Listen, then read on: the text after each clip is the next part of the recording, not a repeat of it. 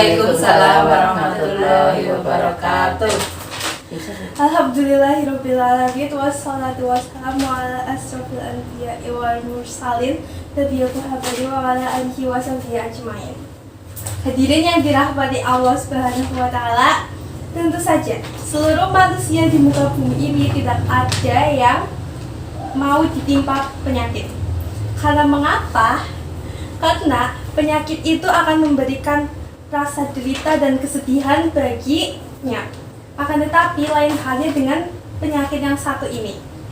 Penyakit yang satu ini justru membuat orang yang tertimpa olehnya merasakan kenikmatan dan kebahagiaan. Penyakit itu adalah penyakit lisan. Padahal kaum muslimin yang dirahmati Allah, lisan telah diciptakan oleh Allah Subhanahu wa taala sebagai salah satu panca indera yang memiliki banyak fungsi. Dan Allah Subhanahu wa taala menciptakannya agar kita gunakan dalam rangka beribadah kepada Allah.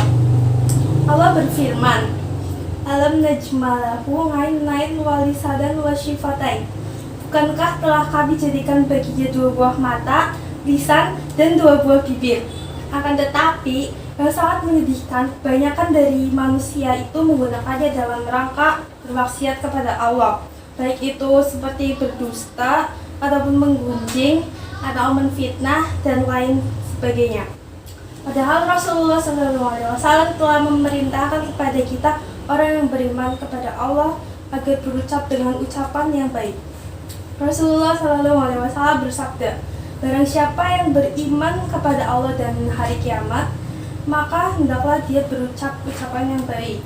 Mengenai penyakit lisan ini, banyak hadis dari Rasulullah SAW yang menjelaskan tentang ancaman yang akan didapatkan oleh orang-orang yang senantiasa menggunakan lisannya dalam maksiat, baik itu di dunia, alam kubur, maupun di akhirat kelak.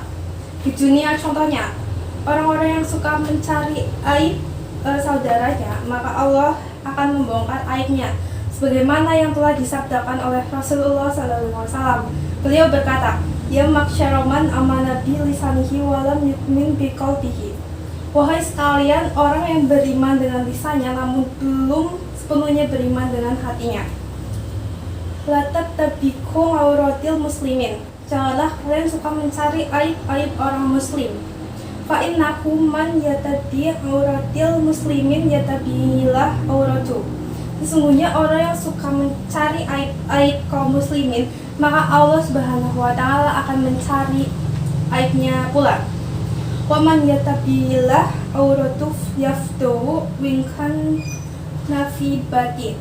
Barang siapa yang Allah sudah cari aibnya, maka akan Allah bongkar aibnya tersebut walaupun dia senantiasa berdiam diri di dalam rumahnya. Mungkin sebagian dari kita ada yang beranggapan kalau diam di rumah tidak mungkin orang mengetahui keburukan kita. Tapi jangan salah, Allah Maha Mampu atas segala hal. Maka jikalau kau suka mencari aib saudaramu, walaupun engkau diam saja di rumah, maka Allah tetap akan membongkar aibmu. Kemudian tidak hanya sampai di situ. Di alam kubur misalnya, orang-orang suka mengadu domba ketika hidupnya, maka dia akan disiksa di kuburannya. Sebagaimana ketika Rasulullah SAW sedang berjalan melewati dua buah kuburan. Lagi gawe video sebentar. Berkata, "Wa inna huma layin ngadabani." Sesungguhnya dua orang di kuburan itu sedang disiksa.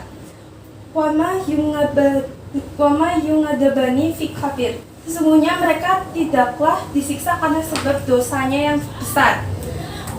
Amma haduhuma fakana laistatiru minal baul. Adapun salah satunya dia tidak bersuci setelah buang air. Wa amal akhrahu fakana yamsi binamima. Adapun yang satunya ketika hidupnya dia gemar mengadu domba di antara kaum muslimin, dan tidak hanya sampai itu juga. Di akhirat kelak masih ada azab yang akan menanti kita. Bukankah Rasulullah telah bersabda dalam hadis, "Wahal yakubun nasufinari al-wujuhin ilhaso idul fitriyatihin. Bukankah manusia itu akan diseret di atas muka-muka mereka di hari akhir, di hari kiamat kelak, melainkan karena sebab hasil dari ucapan mulut mereka. Maka setelah mendengar ancaman-ancaman yang akan diberikan oleh orang yang memiliki penyakit lisan ini, hendaklah menjadikan kita sebagai pribadi yang senantiasa menggunakan lisan dalam rangka beribadah kepada Allah, baik itu dalam membaca Al-Quran ataupun berzikir ataupun lainnya. Sebagian orang-orang yang menjaga lisannya mampu menjaga lisannya dari ucapan-ucapan yang buruk.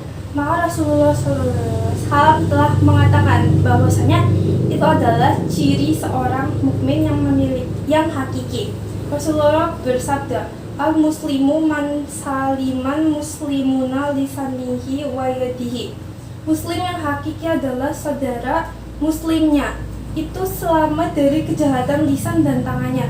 Begitu pula apabila kita mampu menjaga lisan ini, maka Rasulullah SAW telah menjamin bagi orang-orang yang menjaga lisannya akan dijamin surga bagi mereka.